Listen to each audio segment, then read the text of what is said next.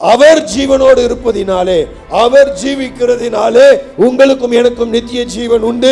அவர் ஜீவியாது இருப்பாரே ஆனால் உங்கள் வாழ்க்கையும் என் வாழ்க்கையும் வீணாக போயிருக்கும்.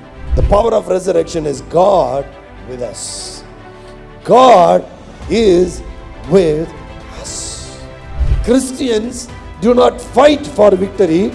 Christians fight from victory. 3 காரியங்கள். தேவனோடு கூட புதிய வாழ்வை எனக்கு தருகிறது. தேவனோடு கூட பரிபூரணமான ஷாலோம் வாழ்வை, சமாதான வாழ்வை எனக்கு தருகிறது. மூன்றாவதாக தேவனோடு கூட வெற்றியின் வாழ்வை, மகிமையின் வாழ்வை, இந்த உயிர்த்தெழுதலின் வல்லமை எனக்கு பரிசளிக்கிறது. How is your life?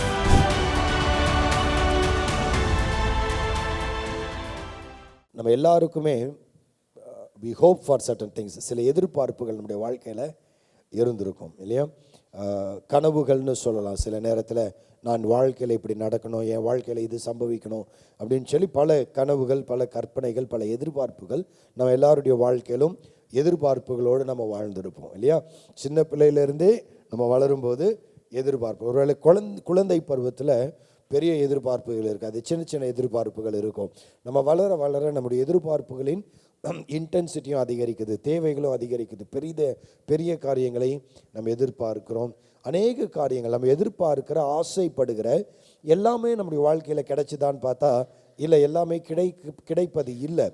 ஆனால் கர்த்தர் நமக்கு ஜெயத்தை கொடுக்க வல்லவராக இருக்கிறார். சில காரியங்கள் எனக்கு கிடைக்குது, நான் அதற்காக முயற்சி எடுக்கும் பொழுது ஐ obtain it or I conquer it. நான் முயற்சி எடுத்து உழைக்கும் பொழுது சில காரியங்களிலே ஜெயிக்கிறோம், சில காரியங்கள் நடக்காது. எனக்கு 1990ஆம் ஆண்டில் என்னுடைய தாயார் மரித்த பொழுது அடிக்கடி என் மனசில் தோன்றுகிற காரியம், அந்த வருடங்களில் இயேசு என் வாழ்க்கையில் வருகிற வரைக்கும் 90 ஆரம்பித்து 99 வரை இந்த போராட்டத்தை நான் அனுபவித்து கொண்டே தான் இருந்தேன். அப்படியே படுக்கும்போது அல்லது சில நேரங்கள் உட்காந்து அழுதுட்டு இருப்பேன். அப்போ எனக்கு என்ன தோணுன்னா, திடீர்னு எங்கள் அம்மா உயிரோட வந்து, டேய் நான் சாவலடா, உயிரோட தான் இருக்கிறேன் அப்படின்னு சொல்லி என் பக்கத்தில் வந்து நிற்கணும்னு ஆசையாக இருக்கும். இல்லை கல்லறையிலேருந்து எங்கள் அம்மா எழும்பி வரணும் அப்படின்னு சொல்லி நான் ரொம்ப ஆசைப்பட்டிருக்கேன். நான் போய் எங்கள் அம்மாவோட கல்லறையை தேடி பார்ப்பேன். அங்கே தேடி பார்க்கும்போது எனக்கு கனவு வரும். எங்கள் அம்மாவோட கல்லறையை போய் தேடி பார்ப்பேன். அப்போது எங்கள் அம்மா முதுகை தட்டி, இங்கே எங்கடா தேடுற, நான் இங்கே தான்டா இருக்கிறேன், நான் உயிரோடு இருக்கிறேன் அப்படின்னு சொல்லி எங்கள் அம்மா வந்துடுவாங்க அப்படின்லாம் ஆசைப்பட்டேன். 1990 போனவங்க இன்னும் வரல. அவங்க கல்லறையை நாங்கள் கட்டாததுனால அங்கே இன்னும் பல பேர் புதைக்கப்பட்டிருப்பார்கள் நினைக்கிறேன். இல்லை, 6 வருஷத்துக்கு ஒருக்க அதை தோண்டி எடுத்துகிட்டு மற்றவர்கள் புதைத்து விடுவார்கள். அவர்களுடைய எலும்பு கூட அங்கே இருக்குதான் நமக்கு தெரியாது. ஆனால் பல ஆண்டுகளாக மறித்து அடக்கம் பண்ணப்பட்டிருந்த என் தாய் எப்படியாகிலும் வந்துடுவாங்க அப்படின்னு சொல்லி எங்கள் அம்மாவை நான் இந்த உலகத்தில் எப்படியாவது எங்கள் அம்மா கூட வாழணும்னு ஆசைப்பட்டேன்.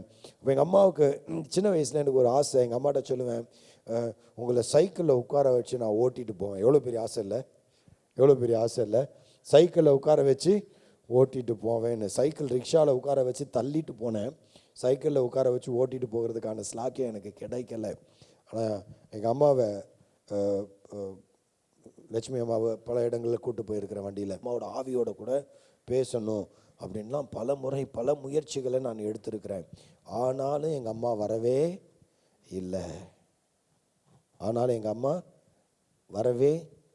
இல்லை. இயேசுவோடு கூட இருந்த சீஷர்கள் அவரை கல்லறையில் அடக்கம் பண்ணின பின்பு எந்த மனநிலையில் இருந்தாங்கன்னு நமக்கு தெரியல. இயேசுவானவர் சொன்னார், நான் 3ஆம் நாளில் உயிரோடு எழுந்து வருவேன் என்று சொல்லி வாக்கு கொடுத்தார். அந்த வாக்கு தத்தத்தின் மேல அவர்களுக்கு நம்பிக்கை இருந்துதான்னு தெரியல. இன்றைக்கு திருச்சபையாக நாம் கூடி வந்திருக்கிறோம். இங்கே தேவனுடைய உயிர்த்தெழுதலை, கர்த்தராகிய இயேசு கிறிஸ்துவினுடைய உயிர்த்தெழுதலை கொண்டாடி கொண்டிருக்கிறோம் என்று சொன்னால் அதனுடைய உண்மை நம்ம எல்லாருக்கும் தெரியும். 3ஆம் நாளிலே கிறிஸ்துவானவர் உயிரோடு தாம் சொன்னபடியே எழுந்ததினாலே இன்றைக்கு நாம் அவரை ஆராதிக்க இங்கே கூடி வந்திருக்கிறோம். இங்கே பாருங்கள், இயேசுவானவர் இங்கே முன்னாடி ஒரு பெரிய ஆர்ட் ஒர்க் பண்ணி வச்சுருக்கிறாங்க. இது டெக்கரேஷனுக்காக பண்ணியிருக்கிறாங்க. அதில் என்ன நீங்கள் பார்க்குறீங்கன்னு தெரியல. இந்த பேஷன் வீக்குன்னு சொல்லுவாங்க, கடைசி வாரம், அந்த வாரத்தில், புனித வாரத்தில் நடந்த சம்பவங்கள், இயேசுவானவர் எருசலேமுக்குள்ளாக வந்ததிலிருந்து நடந்த சம்பவங்களை அங்கே ஒரு சர்க்கிளாக வரைந்து அழகாக ஒரு படமாக பண்ணி வச்சுருக்கிறாங்க. சரியா? அப்போ எருசலேமுக்குள்ளே வருகிறார். எருசலேமுக்குள்ளே வரும்பொழுது யோவான் எழுதின சுவிசேஷம் 12ஆம் அதிகாரம், நீங்கள் 17-18 வசனங்களை வாசிக்க கேட்போம். யோவான் எழுதின சுவிசேஷம் 12ஆம் அதிகாரம் 17-18. அன்றியும் அவருடனே கூட இருந்த ஜனங்கள் அவர் லாசருவை கல்லறையிலிருந்து வெளியே வரவழைத்து அவனை உயிரோடே எழுப்பினார் என்று சாட்சி கொடுத்தார்கள். அப்படிப்பட்ட அற்புதத்தை அவர் செய்தார் என்று ஜனங்கள் கேள்விப்பட்டதினால் அவர்கள் அவருக்கு எதிர்கொண்டு போனார்கள். இங்கே லாசரு அவரோடு கூட வருகிறான். பெத்தானியா ஊரில் தான் இருந்திருக்கிறாரு. மரித்து 4ஆம் நாள் உயிரோடு வந்தவன். என்னைக்கு வந்தான் உயிரோட? 4ஆவது நாள் அவனை உயிரோட இயேசுவானவர் எழுப்பினார். அவன் உயிரோடு எழுந்தான் என்கிற அந்த செய்தியை கேட்ட ஜனங்கள் அந்த ஆச்சரியத்தை பார்க்கும்படியாகவும் அந்த அற்புதத்தை நடத்தின இயேசுவை காணும்படியாகவும் அவர் பின்னாடியே வந்தாங்க. லாசருவை பார்த்தார்கள். அவர்கள் லாசருவை உயிரோடு எழுந்த லாசருவை அவர்கள் பார்த்தார்கள். சரியா? அவன் உயிர்த்தெழுதல் அங்கே நடந்ததற்கான ஆதாரம் அவர்கள் மத்தியிலே இருந்தது. இப்படிப்பட்ட அற்புதத்தை செய்த இயேசுவை அவர்கள் தேடினார்கள், பார்த்தார்கள். 18ஆம் வசனத்தில் வாசிக்கிறோம், அப்படிப்பட்ட அற்புதத்தை அவர் செய்தார் என்று ஜனங்கள் கேள்விப்பட்டதினால் அவருக்கு எதிர்கொண்டு போனார்கள். அற்புதம் செய்தவரை பார்க்கும்படியாக போன ஜனங்கள் கொஞ்ச நாளில் வேற ஒரு காரியத்தை பார்த்தார்கள். லாசரு இன்னும் உயிரோடு தான் இருக்கிறாரு. ஆனால் இயேசுவானவர், இவ்வளவு பெரிய அற்புதத்தை செய்த இயேசுவானவரை அவர்கள் கட்டி, ஆசாரியர்களும் வேத பாரகர்களும் இவர்களுடைய வியாபாரம், மத வியாபாரம் பாதிக்கப்பட்டதோ அவர்கள் எல்லாம் ஒன்று கூடி இல்லை வகை தேடி பொய் சாட்சிகளை ஏற்படுத்தி இயேசுவை என்ன செய்தாங்க? சிலுவையிலே அறைந்து கொன்றார்கள். சிலுவையிலே அறைந்து அவங்க சொன்ன காரியம், நீர் தேவனாயிருந்தா என்ன செய்ய, நீ மனுஷகுமாரனாயிருந்தா நீ இறங்கி வா, உன்னை நீயே ரட்சித்துக்கொள், எங்களையும் ரட்சித்துக்கொள் அப்படின்னு சொல்லி கூட இருந்த கைதிகள் என்ன செய்தாங்க? ஏளனமாக பேசினாங்க. பாருங்க, லாசருவை உயிரோடு எழுப்பினவர் மரித்து போனார் என்று அன்றைக்கு அறிந்த ஜனங்கள் மனநிலை என்னவாக இருந்திருக்கும்னு எனக்கு தெரியலை. அற்புதம் செய்தவரை பார்க்க போனாங்க, அற்பமாக அவர் மரித்து போனார். விளங்குதுங்களா? அற்புதம் செய்தவரை பார்க்க தேடின கூட்டம் அற்பமாக அவர் மரித்ததை பார்த்தார்கள். சிலுவையிலே நிர்கதியாக, சரிங்களா, அவமானத்தின் அடையாளமாக, நிர்வாணமாக சிலுவையிலே தொங்கி மரித்ததை இந்த ஜனங்கள் பார்த்தார்கள். ஒரு பக்கம் அவர் எழுப்பின லாசரு உயிரோட இருக்கிறான், இன்னொரு பக்கம் எழுப்பினவர் உயிரோட இல்லை. பெரிய வேறுபாடை பார்க்கிறாங்க.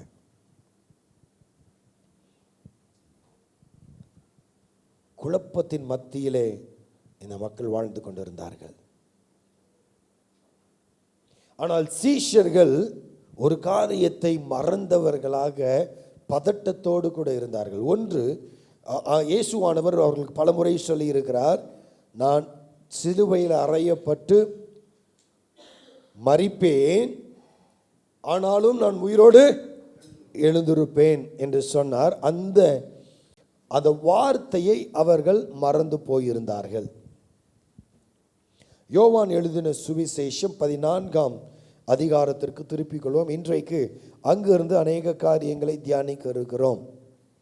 இயேசுவானவர் மரித்த பொழுது அல்ல, அல்லது மரித்ததுக்கு பிறகு அல்ல, உயிரோடு இருக்கும் பொழுது தன்னுடைய சீஷர்களுக்கு ஒரு காரியத்தை வாக்குரைத்தார். யோவான் எழுதின சுவிசேஷம் 14ஆம் அதிகாரம் 19ஆம் வசனம்.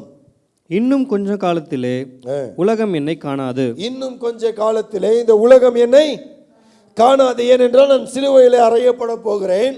சிலுவையில் அறைந்த பிறகு, நான் மரித்த பிறகு என்னை என்ன செய்ய போறாங்க? அடக்கம் பண்ணிடுவாங்க. இன்னும் கொஞ்ச காலத்துக்கு அப்புறம் இந்த உலகம் என்னை காணாது. இந்த உலகம் என்னை காணாது. நல்லா கவனிங்க. கொஞ்ச காலத்துக்கு பிறகு இந்த உலகம் என்னை, அதுவரை எல்லோராலும் பார்க்கப்படும்படியாக மாம்சத்திலே வாழ்ந்திருந்த தேவனை ஒருவனும் ஒரு காலம் கண்டதில்லை. அவருடைய ஒரே பேரான குமாரனாகிய கர்த்தராகிய இயேசு கிறிஸ்து இந்த தேவனை வெளிப்படுத்தினார், மாம்சத்திலே வெளிப்படுத்தினார். தேவனுடைய அனைத்து தன்மைகளும் உடையவராக, அனைத்து குணாதிசயங்களும் உடையவராக, அனைத்து வல்லமையும் ஆற்றலும் உள்ளவராக அவர் தன்னை வெளிப்படுத்தினார். அவரை பார்த்த இந்த உலகம் இன்னும் கொஞ்ச காலத்தில் என்ன செய்யாது? பார்க்க முடியாது, பார்க்காது. வாசிங்க. நீங்களோ என்னை காண்பீர்கள். நீங்களோ என்னை. ஐயா, இந்த உலகம் இயேசுவை இனி பார்க்காது, ஆனால் நீங்களோ என்னை காண்பீர்கள். ஏன்? நான் பிழைக்கிறபடியினால் நீங்களும் பிழைப்பீர்கள்.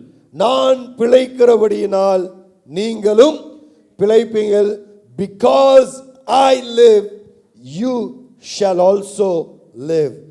Because I live, you also will live.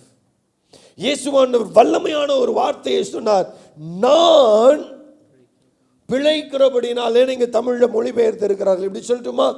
நான் ஜீவித்திருக்கிறபடியினாலே, நான் ஜீவன் உள்ளவனாய் இருக்கிறபடியினாலே நீங்களும் ஜீவன் உள்ளவர்களாய் இருப்பீர்கள் என்கிற வல்லமையான வாக்கு தத்தத்தை அங்கே தம்முடைய சீஷர்களுக்கு கொடுத்தார்.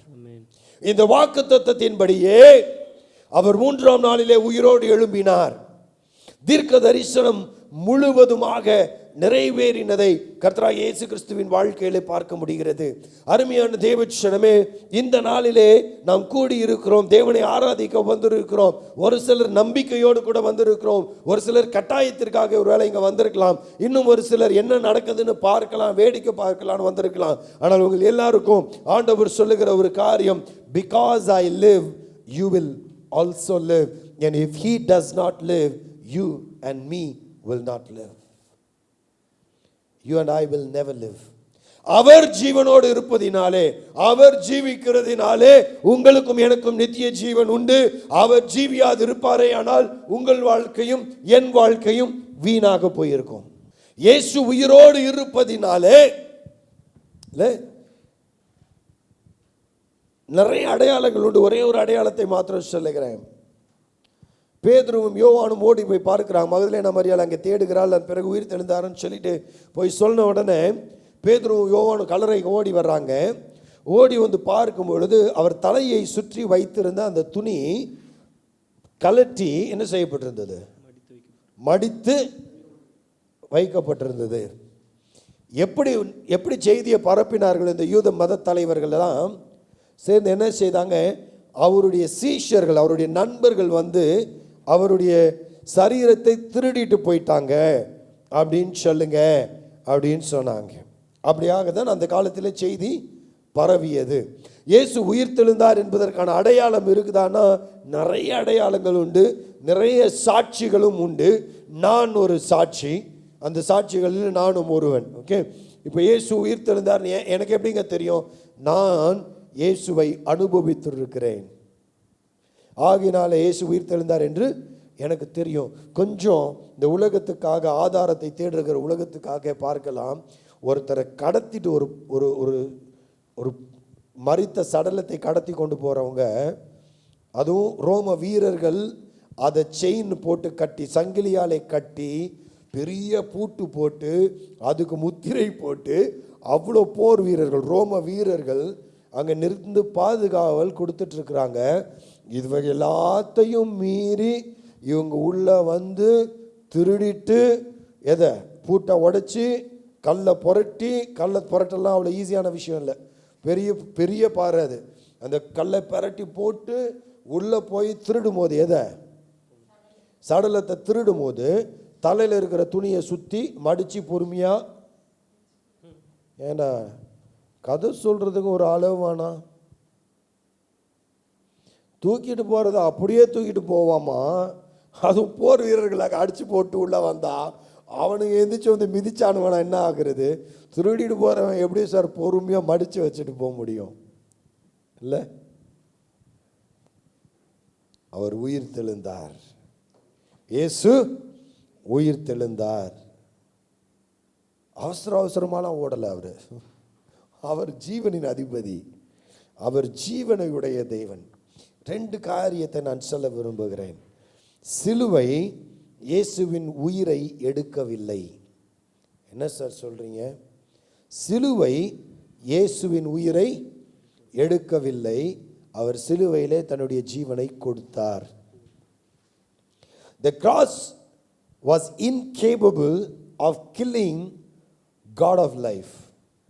ஜீவனுள்ள தேவனை அல்லது ஜீவனின் தேவனை, ஜீவ அதிபதியை கொல்லும்படியான ஆற்றல் சிலுவைக்கு கிடையாது. ஆகையினாலே நம்முடைய பாவங்களுக்காக, நம்முடைய மீறுதல்களுக்காக, நம்மை மீட்கும் பொருளாக கர்த்தராகிய இயேசு கிறிஸ்து சிலுவையிலே தன் ஜீவனை கொடுத்தார். Cross did not have the power to kill Jesus, but Jesus joyfully gave his life on the cross. சிலுவையிலே தன் ஜீவனை கொடுத்தார். The grave could not hold Jesus because he rose again. அவர் 3ஆம் நாளிலே உயிர் தெழுந்தார். கல்லறை அவரை கட்டுப்படுத்தி வைத்திருக்க முடியவில்லை.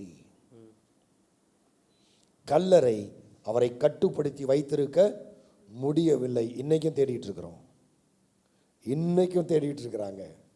நிறைய பேரோட கல்லறை கிடைச்சிருச்சு. சமீபத்தில் சில ஆண்டுகளுக்கு முன்பதாக இந்த அண்ணா காய்பா நம்ம 2 பேரை பற்றி படிச்சுட்டு இருக்கிறோம்.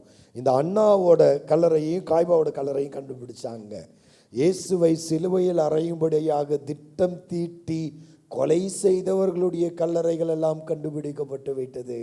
இயேசு இன்னும் தேடப்பட்டு கொண்டே இருக்கிறார்.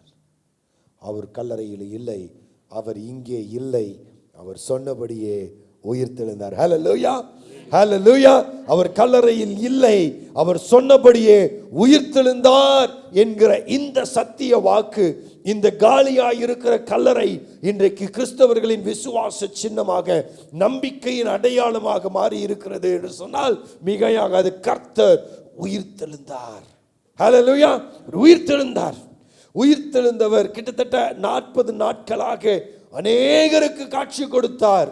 அதில் மிக முக்கியமாக ஒரு நபரை இந்த வேதம் நமக்கு இனம் காண்பிக்கிறது. அவருடைய பெயர் பவுல்.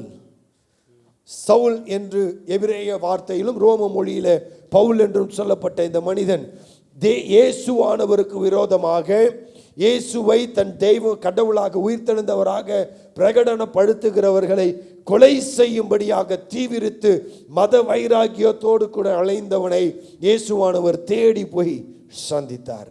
ஹல்லேலூயா, ஹல்லேலூயா. தேவன் அவனை தொட்டார். அவன் இயேசுவை முகமுகமாய் தரிசித்தான். அவன் வாழ்க்கை மாறினது. Because he lives, he dared to die. இயேசுவானவர் ஜீவனுள்ளவராக உயிர் தெழுந்தவராக அவனுக்கு காட்சி கொடுத்ததினாலே இயேசுவுக்காக மரிப்பதை அவன் லாபமாக கருதினான். ஆகையினால தான் அந்த பவுல் அப்போஸ்தலன் சொன்னான், மரணம் எனக்கு ஆதாயம் என்று சொன்னான். Death is profitable to me. கிறிஸ்து எனக்கு ஜீவன், ஆகையினாலே மரணம் எனக்கு, சாவு எனக்கு ஆதாயம். கிறிஸ்து என் ஜீவனாக இருப்பார் என்று சொன்னால் இந்த மரணமானது எனக்கு பெரிய விஷயம் இல்லை. ஏனென்று சொன்னால் உயிர்த்தெழுந்த தேவன் என்னை நிச்சயமாக மீண்டும் உயிர்த்தெழ பண்ணுவார். அவர் ஜீவனின் அதிபதி. கொலோசியருக்கு எழுதும் போது சொல்லுகிறாரு, கிறிஸ்துவுடனே என் ஜீவன் கிறிஸ்துவுடனே கூட மறைத்து வைக்கப்பட்டு பாதுகாத்து வைக்கப்பட்டிருக்கிறது. கிறிஸ்து உயிர்த்தெழுந்ததினாலே அங்கு வல்லமை செயல்பட்டதை பார்க்கிறோம். சவுல் எந்த நம்பிக்கையை எந்த வழியை, எந்த மார்க்கத்தை அழிக்க சூளுரைத்து திரிந்தானோ அதே நம்பிக்கையை, அதே வழியை பிரகடனப்படுத்துகிறவனாக. என்ன வழி? ஜீசஸ் இஸ் த வே. இயேசுவே மீட்பிற்கான வழி, இயேசுவே நம்பிக்கை, இயேசுவே பாவ பரிகாரி, இயேசுவே மீட்பர். இயேசு கிறிஸ்துவில் மாத்திரமே எனக்கும் உங்களுக்கும் நம்பிக்கை உண்டு என்கிற சத்தியத்தை சுமந்து திரிகிறவனாக அவருடைய வாழ்க்கை மாற்றப்பட்டது. லாசரு 4ஆம் நாள் உயிரோடு எழுந்தான், மரித்து 4ஆம் நாள் உயிரோடு எழுந்தான். சில ஆண்டுகளுக்கு பிறகு அவனும் மரித்து போனான். டாக்டர் ரவி ஜக்கரியாஸ் ஒரு நிகழ்ச்சியில் சொல்லும்போது சொன்னார், I been to this place, நினைவேக்கு நான் போயிருந்தேன். அங்கே லாசருடைய கல்லறை என்று நம்பப்படுகிற கல்லறை அங்கே இருந்தது. அந்த கல்லறையில் இப்படியாக எழுதப்பட்டிருக்கிறது, Lazarus friend of Jesus twice died. Lazarus friend of Jesus twice tight.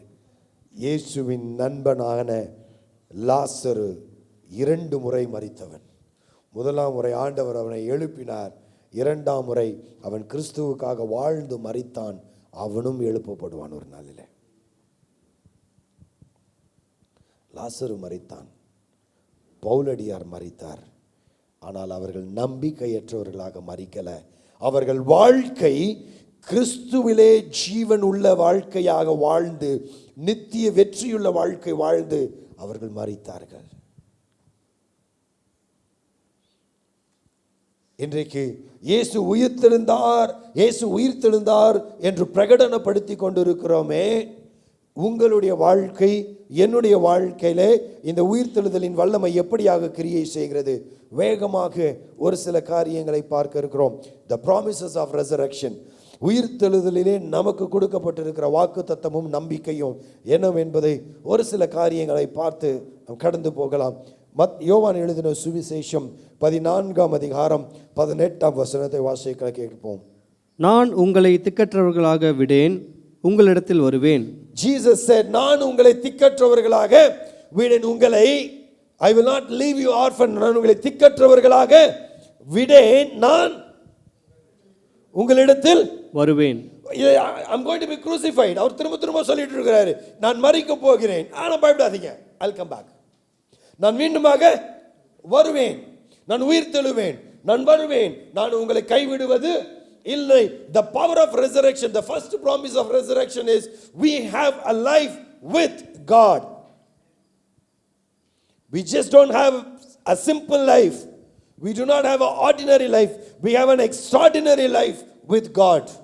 தேவனோடு கூட ஒரு உற்சாகமான, உன்னதமான, பாக்கியம் மிகுந்த அற்புதமான வாழ்க்கையை கர்த்தர் உங்களுக்கும் எனக்கும் அங்கே பரிசளிக்கிறார், வாக்கு பண்ணி இருக்கிறார். 23ஆம் வசனத்தை வாசிங்க.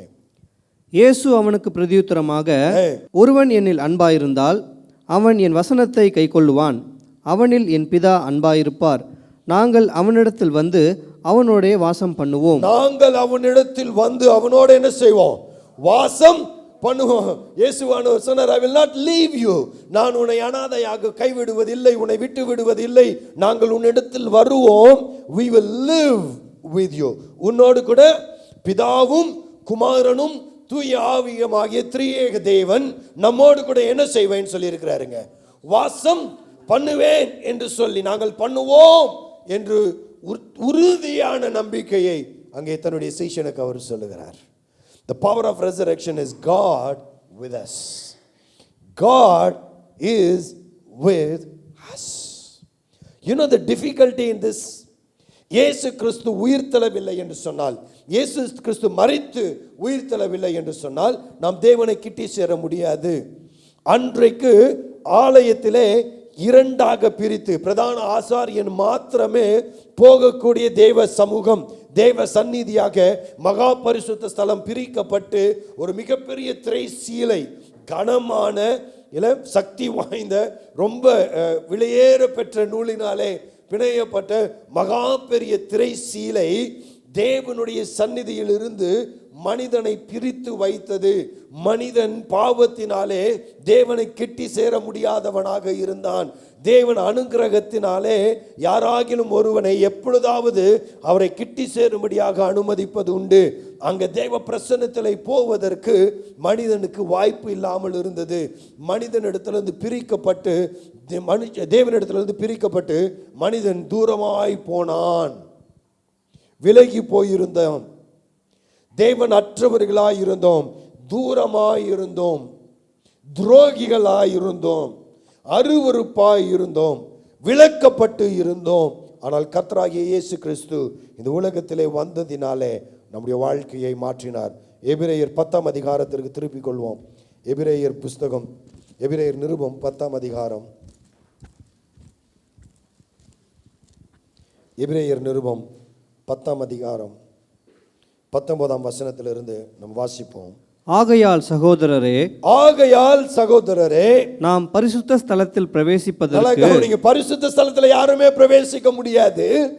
நாம் பரிசுத்த ஸ்தலத்தில் பிரவேசிப்பதற்கு இயேசுவானவர் தமது மாம்சமாகிய திரையின் வழியாய் புதிதும் ஜீவனுமான மார்க்கத்தை நமக்கு உண்டு பண்ணினபடியால், இங்கே திரைச்சீலை பரிசுத்த ஸ்தலத்திற்கு போவதற்கு தடையாக நின்று கொண்டிருந்தது. கர்த்தராகிய இயேசு கிறிஸ்து சிலுவையிலே தொங்கின பொழுது இந்த திரைச்சீலை மேலிருந்து கீழாக 2 துண்டாக கிழிந்து போனது. நிலை அதிர்வு ஏற்பட்டது, ஆலயம் அதிர்ந்தது. திரைச்சீலை மேலே இருந்து தொடங்கி கீழே வரைக்குமா கிழிஞ்சு போச்சு. நல்லா கவனிங்க, கீழே இருந்து கிழிச்சிருந்தா யாரோ திருட்டு பயம் பண்ணிட்டான்னு சொல்லியிருக்கலாம். ஆனால் அது மேலே இருந்து எட்டாத உயரத்தில் இருந்து அது திரைச்சீலை மேல் தொடங்கி கீழாக என்ன செய்தது? திரைச்சீலை கிழிந்தது. மகா பரிசுத்த தெய்வ சமூகத்தை அண்டுவதற்கு சேருவதற்கு தடையாக இருந்த இந்த திரைச்சீலை கிழிக்கப்பட்டது. யூதர்களுக்கு they call it ஓமன் அப்படின்னு சொல்லுவாங்க. அபசகுனம்.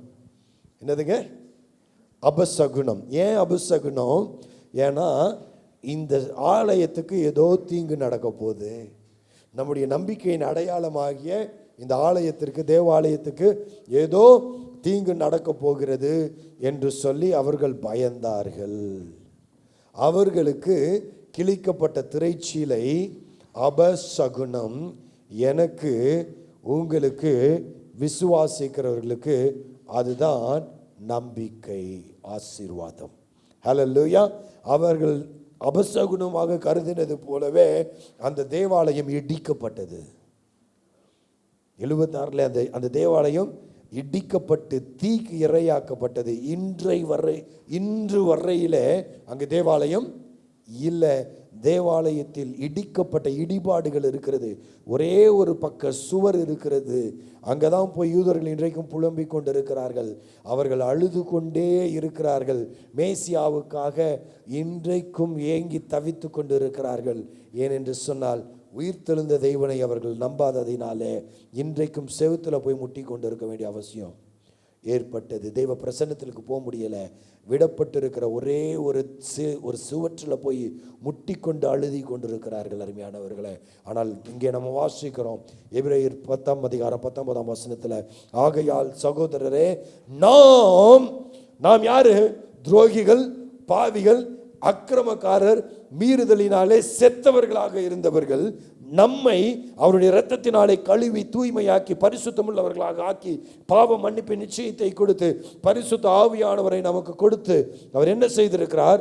நாம் பரிசுத்த ஸ்தலத்தில் பிரவேசிப்பதற்கு இயேசுவானவர் தமது மாம்சமாகிய திரையின் வழியாய் புதிதும் ஜீவனுமான மார்க்கத்தை நமக்கு உண்டு பண்ணினபடியால், அந்த மார்க்கத்தின் வழியாக, அவருடைய சரீரமாகிய திரையின் வழியாக அல்லது கர்த்தராகிய இயேசு கிறிஸ்துவின் வழியாக பிரவேசிப்பதற்கு அவருடைய இரத்தத்தினாலே நமக்கு தைரியம் உண்டாயிருக்கிறபடினாலும். நல்லா கவனிக்கிறீங்களா? எனக்கு என்ன இருக்குது? இப்போ தைரியம் இருக்குது. ஆசாரியன் மகா பரிசுத்த ஸ்தலத்துக்கு போறதுக்கு அவன் இரத்தத்தை தோய்த்து பலி கொடுக்கப்படுகிற மிருகத்தினுடைய இரத்தத்தை பலி செலுத்தி விட்டு, பாவ நிவாரண பலியை செலுத்தி விட்டு, அந்த இரத்தத்தை சுமந்து கொண்டு அந்த உள்ள இருக்கக்கூடிய பலிபீடத்தில் தெளித்து விட்டு அந்த இரத்தத்தோடு கூட உள்ள போவான். அந்த இரத்தம் அவனுக்கு அதிகாரத்தை கொடுத்தது, அந்த இரத்தம் அவனுக்கு அனுமதியை கொடுத்தது. ஆனால் அந்த இரத்தம் அவனுக்கு தைரியத்தை கொடுக்கல, பயத்தை தான் கொடுத்துச்சு. அவனோட வஸ்திர தொங்கல்ல மணி கட்டி இருப்பாங்க, இடுப்புல ஒரு பெரிய கயிறை கட்டி வெளியே விட்டுருப்பாங்க. அவன் நடந்து கொண்டே தூபம் காட்டிக்கொண்டே இருப்பான். அப்படி தூபம் காட்டிக்கொண்டே இருக்கும் பொழுது அவன் நடக்கிறதுனால அவன் உடையில இருக்கிற மணியினுடைய சத்தம் கேட்கும், பிரதான ஆசாரியனுடைய சத்தம் கேட்கும். கொஞ்ச நேரமா அந்த சத்தம் கேட்கல அப்படின்னா அவன் பாவம் செய்தான், பரிசுத்த தேவன் அவனை அடித்தார், அவன் அங்கே செத்து போயிட்டான். இப்போ உள்ள போய் அவனோட பிரேதத்தை என்ன செய்ய முடியாது, எடுக்க முடியாது. ஆகையினால வெளியே கயிறு கட்டிட்டு நிற்பாங்க இல்லையா, அந்த கயிறை வச்சு இழுத்துருவாங்க வெளியே. விளங்குதுங்களா? இரத்தத்தை சுமந்து போனவனுக்கு தேவ பிரசன்னத்தில் போவதற்கான நியாயப்பிரமாண உடன்படிக்கையின்படியிலான அதிகாரம் கிடைத்தது இல்லைங்களா, அனுமதி கிடைத்ததுன்னு சொல்லலாம். ஆனால் தைரியம் இல்லை உள்ள போறதுக்கு. யாருக்குமே தைரியம் கிடையாது. சீட்டு குலுக்கி போட்டு யார் பேராவது விழும், அவன் பேர் விழுந்துச்சுன்னா அவனுக்கு பீதி ஆயிடும், அவனுக்கு பயம் வந்துடும். அவன் அவ்வளோ திகிலோடு கூட தேவ பிரசன்னத்தில் போறதுக்கு நிற்பாங்க. ஆனால் கர்த்தராகிய இயேசு கிறிஸ்து தன் இரத்தத்தை சுமந்து பரலோகத்தின் தேவனிடத்தில், பரிசுத்த தேவனிடத்தில் பிரவேசித்ததினாலே, அவருடைய இரத்தத்தினாலே நமக்கு என்ன வந்திருக்குது, இப்போ தேவ பிரசன்னத்தில் வருவதற்கு, பரிசுத்த ஸ்தலத்தில் பிரவேசிப்பதற்கு தைரியம் உண்டாயிருக்கிறபடியினாலே, தேவனுடைய வீட்டின் மேல் அதிகாரியான மகா ஆசாரியர் நமக்கு ஒருவர் இருக்கிறபடியினாலும் வேதம் நமக்கு சொல்லுது, துர்மன சாட்சி நீங்க தெளிக்கப்பட்ட இருதயம் உள்ளவர்களாயும், சுத்த ஜலத்தால் கழுவப்பட்ட சரீரம் உள்ளவர்களாயும், உண்மையுள்ள இருதயத்தோடும் விசுவாசத்தின் பூரண நிச்சயத்தோடும் தேவனண்டை சேர கடவோம். தைரியத்தோடு கூட தேவனண்டை சேரும்படியான புதிதும் ஜீவனுமான வழியை கர்த்தராகிய இயேசு கிறிஸ்துவின் இரத்தம், அவருடைய சரீரத்தினாலே தேவன் ஆகிய கிறிஸ்து இயேசு நமக்கு உண்டு பண்ணினார். Hallelujah. Hallelujah. The first promise of resurrection that we are enjoying is a new life with God. தேவனோடு கூட சஞ்சரிக்கும்படியான புதிய வாழ்க்கை. தூரமாயிருந்த நம்மோடு அவர் பக்கத்தில் மாத்திரம் இல்லை, நமக்குள்ளாக வாசம் பண்ணுகிறார். தேவன் நம்மோடு வாசம் பண்ணும்படியான வண்டர்ஃபுல் லைஃப், புதிய வாழ்க்கை. கலாத்தியர் 2:20 நம்ம வாசிக்கிறோம். பவுலடியார் இது சொல்றாரு. கலாத்தியர் நிருபம் 2:20 கிறிஸ்துவுடனே கூட சிலுவையில் அறையப்பட்டேன், ஆயினும் பிழைத்திருக்கிறேன். இனி நான் அல்ல, கிறிஸ்துவே எனக்குள் பிழைத்திருக்கிறார். நான் இப்பொழுது மாம்சத்தில் பிழைத்திருக்கிறதோ, என்னில் அன்பு கூர்ந்து எனக்காக தம்மை தாமே ஒப்பு கொடுத்த தேவனுடைய குமாரனை பற்றும் விசுவாசத்தினாலே பிழைத்திருக்கிறேன். Because I live, you will also live. I don't live my life, I live the life that Christ ordained for me. When I live in Christ, my life is totally different. விசுவாசம், நம்பிக்கை, அன்பு ஆகிய கிருபையை தேவன் எனக்கு தந்திருக்கிறார். அவர் உயிர் தெழுந்ததினாலே, அந்த உயிர் தெழுந்த வல்லமையினாலே தேவனோடு கூட வாழும்படியான வாழ்க்கையை கொடுக்கிறார். இந்த வாழ்க்கை எப்படிப்பட்டது? கிறிஸ்துவோடு கூட சிலுவையில் அறையப்பட்டேன், ஆனாலும் பிழைத்திருக்கிறேன். நான் அல்ல, கிறிஸ்துவே என்னில் பிழைத்திருக்கிறார். This life with God is very different. It's very different. How is your life? How is your life with Christ? How is your life with God? தேவனோடான உங்கள் உறவு, உங்கள் வாழ்க்கை எப்படி இருக்குது? விடுதலை, விடுதலை இயேசு கிறிஸ்துவினாலே நமக்கு உண்டாவது, அவரோடு கூட இருக்கக்கூடிய புதிய வாழ்வு. இரண்டாவதாக ஆண்டவர் எனக்கு சொல்லுகிறது அல்லது கொடுப்பது, பரிசளிப்பது, a life of peace. A life of peace. Shalom. When I say peace, எபிரேய மொழியில ஷாலோம் என்று சொல்லுகிற பரிபூரண வாழ்க்கை. 10:10 வாசிக்கிறோம். யோவான் எழுதின சுவிசேஷம் 10:10. திருடன் திருடவும் திருடன் திருடவும் கொல்லவும் அழிக்கவும் வருகிறான் என்று வேறொன்றுக்கும் வரான். நானோ அவைகள் ஜீவன் அடையவும் அல்லது ஜீவன் பெறவும் அது பரிபூரணப்படவும் அந்த ஜீவன் பரிபூரண I have come so that they may have life in abundance. அவர்கள் பரிபூரண வாழ்வை பெற்றுக்கொள்ளும்படியாக வந்தேன் என்று இயேசுவானவர் சொன்னார். நான் பிழைத்திருக்கிறபடியினாலே நீங்களும் பிழைத்திருப்பீர்கள் என்று சொன்ன தேவன் இங்கே சொல்கிறார். 14ஆம் அதிகாரம் 25 வாசிக்க கேட்போம். 25 27 வரை யோவான் எழுதின சுவிசேஷம் 14ஆம் அதிகாரம் 25 முதல் 27 வரை இருக்கிற வசனங்கள். நான் உங்களுடனே தங்கியிருக்கையில் இவைகளை உங்களுக்கு சொன்னேன். என் நாமத்தினாலே பிதா அனுப்ப போகிற பரிசுத்த ஆவியாகிய தேற்றரவாளனை எல்லாவற்றையும் உங்களுக்கு போதித்து நான் உங்களுக்கு சொன்ன எல்லாவற்றையும் உங்களுக்கு நினைப்பூட்டுவார். சமாதானத்தை உங்களுக்கு வைத்து போகிறேன். என்னுடைய சமாதானத்தையே வைத்து போகிறேன். உலகம் கொடுக்கிற பிரகாரமாய் அல்ல நான் உங்களுக்கு கொடுக்கிறதில்லை. உங்கள் இருதயம் கலங்காமலும் பயப்படாமலும் இருப்பதாக. God gives you a life of assurance, a life of peace, a life of purpose. படிக்கிற குழந்தைங்க ஒருவேளை 10ஆம் வகுப்போ அல்லது 12ஆம் வகுப்போ படிக்கும் பொழுது அடுத்து என்ன பாடம் எடுக்க போகிறோம், என்ன படிக்க போகிறோம், என்னவோ ஆக போகிறோன்னு லட்சியம் இருக்கிற பிள்ளைங்க மிக தெளிவாக ஆயத்தமாவாங்க. அதை நோக்கி தங்களுடைய பயணத்தை மேற்கொள்வாங்க. when they know the purpose of their life they journey towards it. there will be peace. இல்லை அங்கே அவங்களுக்கு ஒரு சமாதானம் இருக்கும். அவங்க கரெக்டாக அந்த நோக்கத்தை நோக்கி போவாங்க.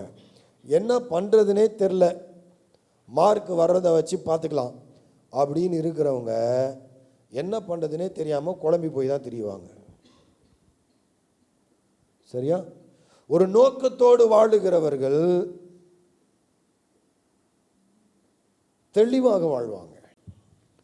இங்கே சமாதானம், என்னுடைய சமாதானத்தை விட்டு போகிறேன் ஆண்டவர் சொல்லும்போது அவர் he is not talking about some sort of a calmness, some sort of being still, you know.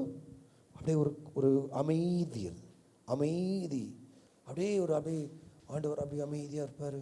எப்படிங்க என் லைஃப் எப்படி இருக்குங்க? அமைதியாக அப்படியே போகுங்க, அசையாமல் போவோங்க, குலுங்காமல் போவாங்க. இல்லை அவர் அதை பற்றி சொல்லலை. He is saying when the peace that I give you nobody takes it away. யாரும் எடுத்து போட முடியாத சமாதானம். ஏன்னா உன் வாழ்க்கையே உயிர்த்தெழுந்ததினாலே உங்கள் வாழ்க்கைக்கும் என் வாழ்க்கைக்குமான நோக்கத்தை அவர் வைத்திருக்கிறார். அந்த நோக்கம் என்னை தெளிவாய் கர்த்தருடைய பாதையிலே நடத்துகிறது. நல்லா விளங்குதுங்களா? தெளிவாய் நடத்துகிறது. ஆண்டவர் எனக்கு கொடுத்திருக்கிற நோக்கம், அழைப்பை நோக்கி நான் ஓடிக்கொண்டே இருக்கிறேன். இந்த அழைப்பை நோக்கி ஓடுகிற என்னுடைய ஓட்டத்திலே என்னை வழி நடத்துகிறவர் என் சுக்கான்னா உங்களுக்கு தெரியுமா? போட்டில் ஸ்டியரிங் வீல்னு சொல்லுவாங்க தெரியுமா? அதுக்கு பேர் சுக்கான்னு சொல்லுவாங்க. என்னுடைய சுக்கானை பிடித்து என்னை நடத்தும்படி பரிசுத்த ஆவியானவர் என்னோடு கூட இருக்கிறார். ஹல்லேலூயா, ஹல்லேலூயா. கடலில் கப்பல் போகும்போது அப்படியே ஸ்மூத்தாக பளிங்கு தரையில் போகும் மாதிரி போகாது. மிகப்பெரிய அலைகள் வந்து மோதும், கப்பல் தடுமாறும், கப்பல் தூக்கி எறியப்படும். ஆனால் கப்பலை சுக்கான் பிடித்து ஓட்டுகிற என் இயேசுவானவர் பரிசுத்த ஆவியாக தேற்றரவாளனாக என்னோடு கூட உண்டு. ஆகையினாலே என் வாழ்க்கையிலே போராட்டங்கள் மத்தியில் உபத்திரவங்கள் வந்தாலும் கூட நான் உறுதியாக நிற்க முடியும். Because I know the purpose of my life. நம்முடைய வாழ்க்கை பயணத்துல ஆண்டவர் எனக்கு நோக்கத்தை தெளிவாய் கொடுத்து வழி நடத்தும் போது அங்க என்ன நடக்கிறது? இல்ல தடுமாற்றங்கள், சில நேரங்களில் அலைக்கழிப்புகள் வரலாம். There will be times of confusion and there will be times of chaos. சில நேரங்களில் தெளிவின்மை வரலாம். There will be darkness. சில நேரங்களில் அந்தகாரத்தின் வழியாக நாம் கடந்து செல்வோம். இது எல்லாம் நடக்கும். but don't worry about it because வழி நடத்துகிற தேவன் நம்மோடு கூட உண்டு. அவர் சொல்லுகிறார், என்னுடைய சமாதானத்தை உங்களுக்கு நான் விட்டு போகிறேன். உலகம் நிறைய சமாதானத்தை கொடுக்கும், ஆனால் தேவன் கொடுக்கிற சமாதானத்துக்கு சமாதானம் இந்த சமாதானம் இல்லை. இந்த சமாதானத்தின் ஆவியான தேவன், ஆவியானவர் சகல சத்தியத்திற்குள்ளும் நம்மை நடத்த வல்லவராக இருக்கிறார். He's going to guide us. He's going to lead us through all truth. சகல சத்தியத்திற்குள்ளும் அவர் நம்மை தெளிவாய் நடத்துவார். விளங்குதுங்களா? அப்போ ஆவியானவர் சுக்கான் பிடித்து நடத்தும் பொழுது அங்கே நான் தவறி போவதற்கு, இடறி போவதற்கு, வீழ்ந்து போவதற்கு வாய்ப்புகள் இருக்கா? இந்த பாவம் நிறைந்த உலகத்திலே நான் வாழும் வரை பாவத்தோடு கூட போராட்டம் எனக்கு இருந்து கொண்டே இருக்கும். ஆனாலும் எனக்கு பிரச்சனை இல்லை. என்னை நடத்துகிற தேவன் என்னை வழி நடத்த வல்லவராக இருக்கிறார். எனக்கு நோக்கத்தை கொடுக்கிறார். எனக்கு நம்பிக்கையை, எனக்கு நோக்கத்தை, நான் வாழும்படியான தெளிவை எனக்கு தருகிற தேவன் அந்த நோக்கத்திற்கு நேராக என்னை நடத்துகிறார். நோக்கம் இல்லாதவர்கள் குழப்பத்திலே வாழ்ந்து கொண்டிருப்பார்கள். நோக்கத்தோடு வாழுகிறவர்கள் தெளிந்த புத்தியோடு கூட வாழுவார்கள். பரிசுத்த ஆவியானவர் சகல சத்தியத்தையும் நமக்கு நினைவூட்டி வழி நடத்துவார். ரெண்டாவது காரியம், எனக்கு அவர் எதை நினைவூட்டுவார்னு சொல்லி அங்கே சொல்லப்பட்டிருக்கிறது. 26ஆம் வசனம், என் நாமத்தினாலே பிதா அனுப்ப போகிற பரிசுத்த ஆவியாகிய தேற்றரவாளனே எல்லாவற்றையும் உங்களுக்கு போதித்து நான் உங்களுக்கு சொன்ன எல்லாவற்றையும்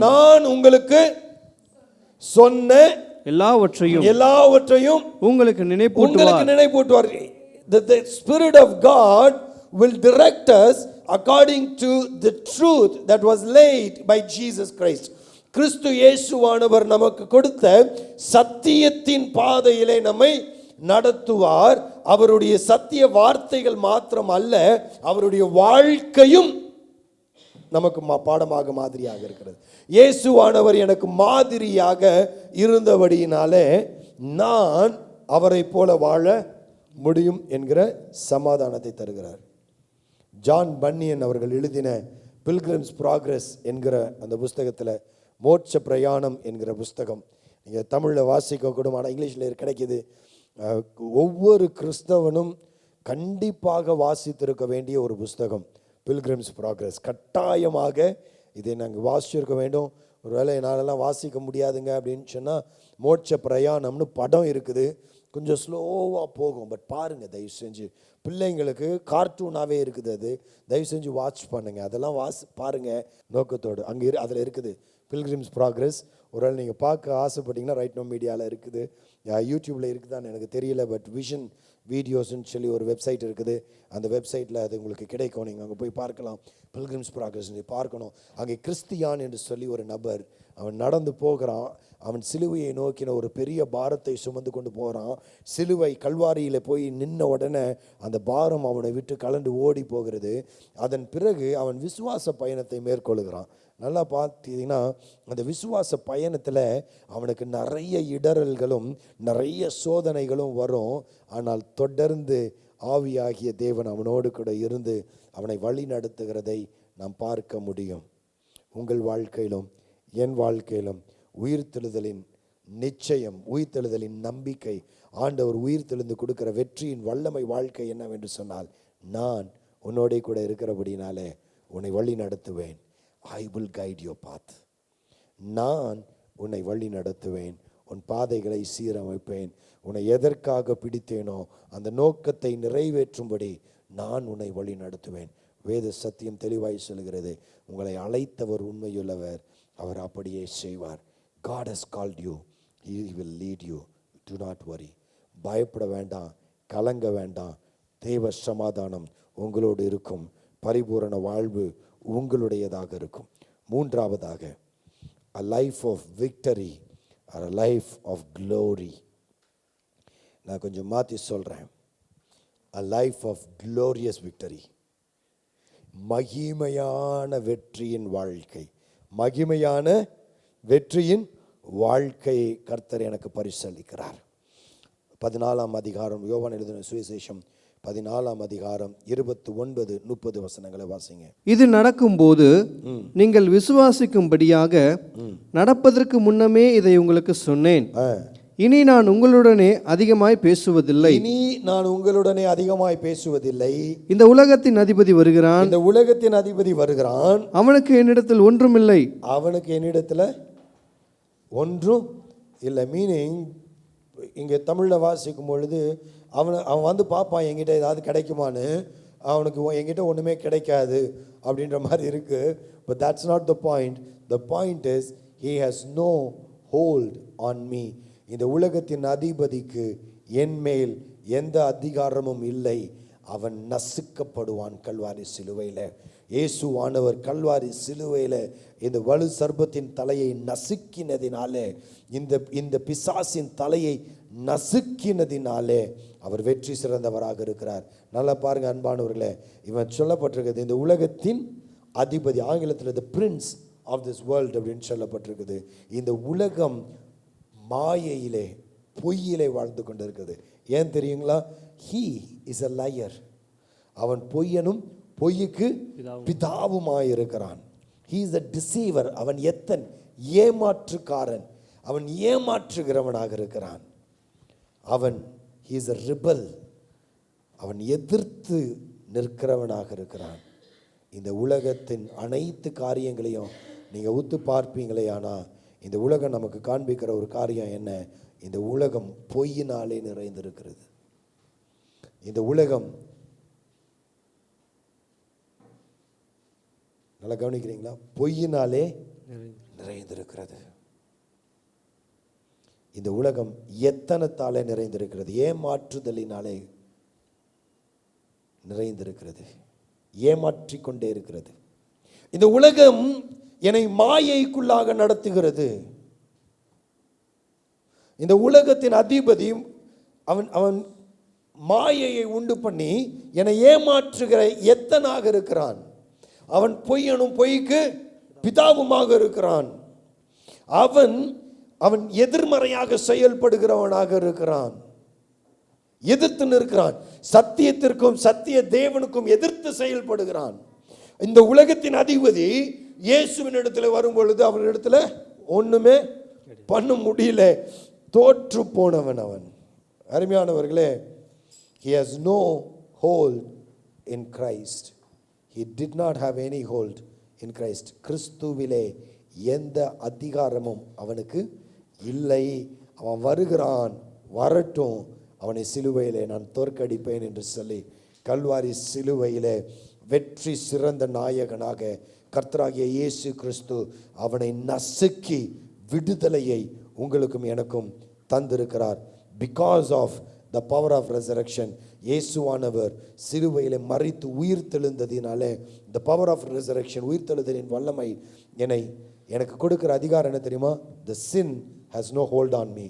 பாவம் என் மேல் அதிகாரம் கொள்ள முடியாது. பாவத்துக்கு என் மேலே அதிகாரம் கிடையாது. மரணத்திற்கு என் மேலே அதிகாரம் கிடையாது. நரகத்திற்கு என் மேலே அதிகாரம் கிடையாது. பிசாசுக்கு என் மேலே அதிகாரம் கிடையாது. நான் தேவனுக்குரியவன். ஹல்லேலூயா. we are more than conquerors. we are champions. we are champions. we are victorious. Christians do not fight for victory. Christians fight from victory. நல்லா கவனிக்கிறீங்களா? கிறிஸ்தவர்கள் அல்லது விசுவாசிகள் வெற்றிக்காக யுத்தம் பண்ணுவது இல்லை, வெற்றிக்காக போராடுவது இல்லை, வெற்றியில் இருந்து போராடி கொண்டிருக்கிறோம். ஏனால் வெற்றி கிடைத்து விட்டது. we are victorious in Christ Jesus. கிறிஸ்து இயேசுவிலே நாம் ஜெயம் கொண்டவர்கள். பாவம் இனி என்னை ஆளுகை செய்ய முடியாது, மரணம் இனி ஆளுகை செய்ய முடியாது, நரகம் என் மேல் ஆதிக்கம் செலுத்த முடியாது. இவைகள் எல்லாவற்றையிலும் வெற்றி சிறந்த இயேசுவானவர் என்னை வெற்றி வீரனாக மாற்றி இருக்கிறார். கர்த்தராகிய இயேசு கிறிஸ்து கல்வாரி சிலுவையில் வெற்றி சிறந்தார். அவர் கிரேவ கல்லறையில் இருந்து வெற்றி சிறந்தார். அவர் மரித்து உயிர் தெழுந்து ஜீவனோடு கூட வெற்றி சிறந்து பிசாசை உயிர் தெழுந்து பிசாசை முறியடித்து வெற்றி வாழ்க்கையை எனக்கு பரிசளித்திருக்கிறார்னு தெரிஞ்சு பயந்து பயந்து பயந்து பயந்து சோகமாக வாழ்ந்துருந்தேன்னா, a lot of us today live a fear oriented life. இல்லை, ரொம்ப பயம் நிறைந்த வாழ்க்கை. ஏன் பயப்படணும்? ஏன் பயப்படணும்? கர்த்தர் வெற்றி சிறந்தவராக இருக்கிறார். யோவான் எழுதின சுவிசேஷம் 16ஆம் அதிகாரம் 33ஆம் வசனம். என்னிடத்தில் உங்களுக்கு சமாதானம் உண்டாயிருக்கும் பொருட்டு என்னிடத்தில் உங்களுக்கு சமாதானம் உண்டாயிருக்கும் பொருட்டு இவைகளை உங்களுக்கு சொன்னேன். இவைகளை உங்களுக்கு சொன்னேன். உலகத்தில் உங்களுக்கு உபத்திரவம் இந்த உண்டு. உலகத்தில் உங்களுக்கு என்ன உண்டுங்க? உபத்திரவம் உண்டு. ஒரு ராஜா படையெடுத்து போய் ஜெயிச்சு வந்து அந்த இடத்தை தனக்கு சொந்தமாக்கி கொண்டார் என்று சொன்னால், சுதந்திரம் பெற்றாச்சு, இந்த இடம் இது எனக்கு சொந்தம், என் தேசம் எனக்கு சொந்தம், நான் வெற்றி அடைந்திருக்கிறேன், ஆனால் தேசத்தை பாதுகாக்க வேண்டிய பொறுப்பு உங்களுக்கு எனக்கு இருக்கு இல்லையா? நான் விடுதலை அடிமையாக இருந்தோம், விடுதலை பெற்று இருக்கிறோம். விடுதலை பெற்று இருக்கிற இந்த இந்திய தேசத்திலே விடுதலையோடு கூட வாழுகிறோம், வெற்றியுள்ளவர்களாக வாழுகிறோம். ஆனால் அந்த வெற்றியை பாதுகாக்கணும், அந்த தேசத்தை என்ன செய்ய, அந்த வாழ்க்கையை பாதுகாக்கணும். அங்கு போராட்டம் உண்டு, எதிரிகள் என்னை தாக்குவதற்கான வாய்ப்புகள் உண்டு. நான் பாவ உலகத்திலே வாழ்ந்து கொண்டிருப்பதினாலே பிசாசானவன் என்னை தாக்கும்படியான வாய்ப்புகள் உண்டு. ஆனால் பயப்பட வேண்டாம், அவன் வெற்றி சிறந்தவன் அல்ல, நானே வெற்றி பெற்றவன். அதனால சொல்றாரு, நான் உங்களுக்கு சமாதானம் உண்டாயிருக்கும் பொருட்டு இவைகளை சொன்னேன். இந்த உலகத்தில் உங்களுக்கு உபத்திரவம் உண்டு, உபத்திரவம் உண்டு, ஆனாலும் திடன் கொள்ளுங்கள், ஆனாலும் திடன் கொள்ளுங்கள், நான் உலகத்தை ஜெயித்து விட்டேன். I have overcome the world. நான் உலகத்தை ஜெயித்துட்டேன். ஆகையினாலே இனி யாரும் உங்களை தோற்கடிக்க முடியாது.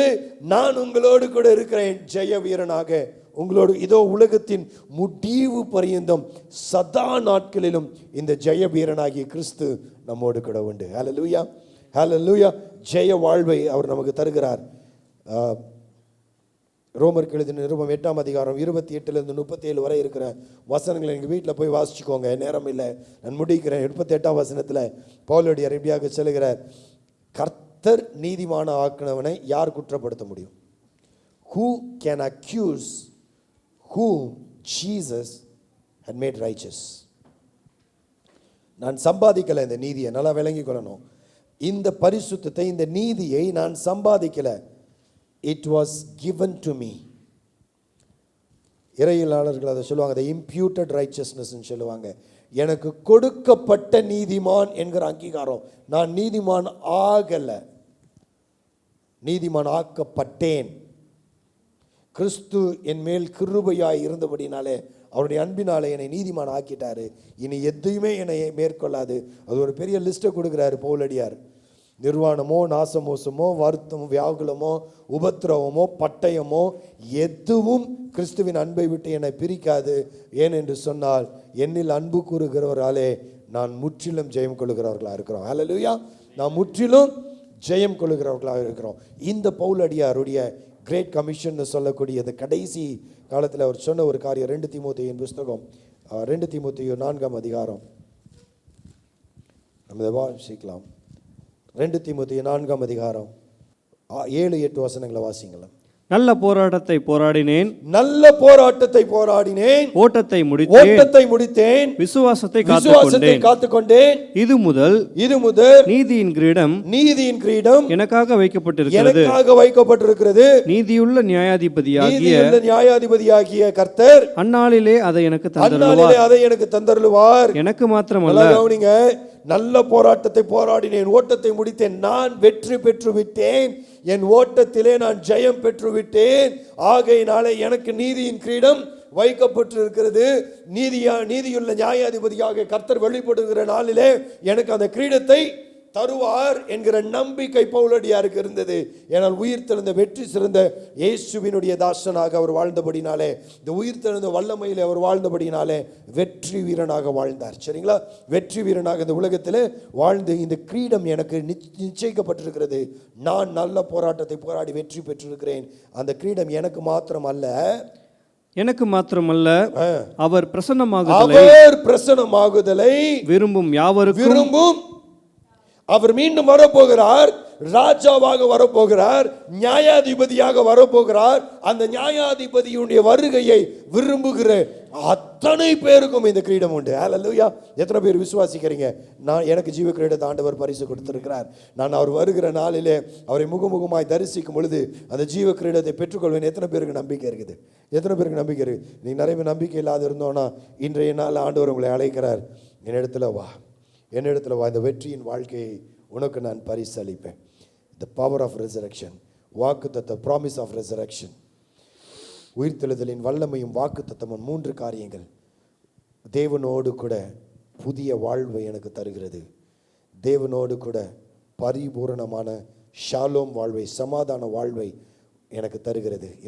மூன்றாவதாக தேவனோடு கூட வெற்றியின் வாழ்வை, மகிமையின் வாழ்வை இந்த உயிர்த்தெழுதலின் வல்லமை எனக்கு பரிசளிக்கிறது. How is your life? How are we living? வெற்றியுள்ள வாழ்க்கை வாழ்கிறோமா? மகிமை நிறைந்த வாழ்க்கை வாழ்கிறோமா? சற்று ஆராய்ந்து பார்ப்போம். வாழ்க்கையில் நோக்கத்தை இழந்தவனாக சின்ன வயசு 17 வயசுல விரக்தியின் உச்சக்கட்டத்தை அடைந்து டெல்லியில வாழ்க்கையில போராட்டத்தை அனுபவித்து இனி வாழ விருப்பப்படாம விஷத்தை குடித்து செத்து போயிடலான்னு சொல்லி சூசைட் அட்டெம்ப்ட் பண்ணி விஷத்தை குடித்து ஆஸ்பத்திரியில் அந்த விஷம் முறிவுக்கான வைத்தியம் கொடுத்து ட்ரீட் பண்ணிட்டு இருந்த நேரத்தில் ஒரு வாலிபனை ஒருவர் போய் சந்திக்கிறார். அந்த வாலிபன் பேசக்கூட முடியலை. ஏன்னா உடம்புல இருந்த நீர் சக்தி ஃபுல்லாக வற்றி போயிடுச்சு. திரும்ப பிளட்டை எடுத்து பியூரிஃபை பண்ணி திரும்ப கொடுத்துருக்காங்க. உதடுகள்லாம் காஞ்சி போன நிலைமையில் படுத்துட்டு இருக்கிறான். ஒன்றுமே பண்ண முடியல. டெல்லியில் மருத்துவமனையில் படுத்துட்டு இருக்கிறான். ஒரு போதகர் அவனுக்காக ஜெபம் பண்ணி அவங்க அம்மாட்ட வசனத்தை, ஒரு வேதாகமத்தை கையில் கொடுத்து ஒரு வசனத்தை சொல்லி வாசிக்க சொல்லுகிறார். அதை அவன் கேட்கிறான். அந்த வார்த்தை என்னன்னு சொன்னால் யோவான் 14ஆம் அதிகாரம் 19ஆம் வசனம். இன்னும் கொஞ்ச காலத்திலே உலகம் என்னை காணாது, நீங்களோ என்னை காண்பீர்கள். நான் பிழைக்கிறபடியினால் நீங்களும் பிழைப்பீர்கள். Because I live, you will also live என்கிற வார்த்தையை கேட்டான் அந்த வாலிபன்.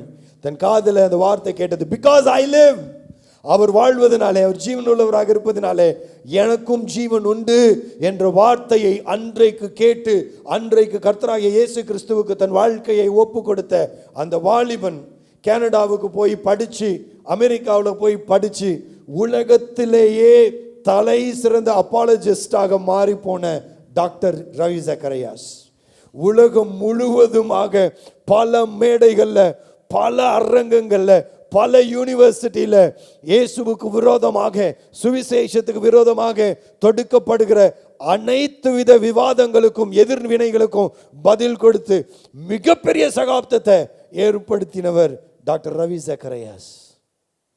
நான் பிழைத்திருக்கிறபடியினாலே நீயும் பிழைத்திருப்பாய் என்ற நம்பிக்கை டாக்டர் ரவி ஜக்கரியாஸோட வாழ்க்கையில தன்னுடைய வாழ்க்கையை முடித்துக் கொள்வதற்காக தற்கொலை செய்ய துணிந்த ஒரு வாலிபனுடைய வாழ்க்கையை பர்பஸ்ஃபுல்லாக மாற்றி போட்டது என்று சொன்னால்,